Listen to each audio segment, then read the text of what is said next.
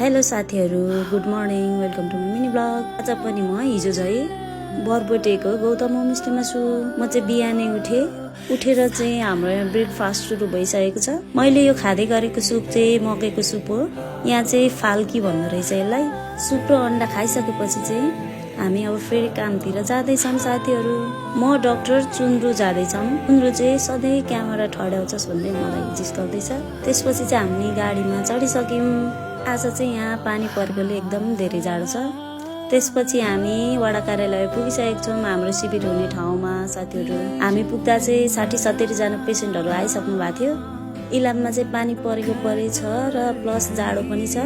त्यसपछि चाहिँ म आफ्नो ठाउँमा गइसके। फार्मेसीमा अब सबै मेडिसिनहरु मिलाउनु पर्ने छ। हामी सबैजना औषधि मिलाउँदै पेसेन्टहरुलाई औषधि दिँदै गर्दै थियौं। काम गर्दा गर्दै कति छिटो 2 बजेछ थाहै भएन।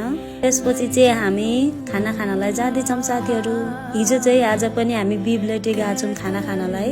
खाना खाइसकेर फेरि काममा आयौं र आफ्नो काम गर्न थाल्यौं। एकदम धेरै क्राउड छ बाहिर चाहिँ पेसेन्टहरुको। हामीलाई चाहिँ यहाँ इलामको सिस्टरहरुले एकदम धेरै सहयोग गरिरहनु भएको छ। आज पनि 500 जना बिरामीहरु आउनु भएछ। हामी सकेर बाहिर निस्किँदा सबैजना गइसक्नु भएछ।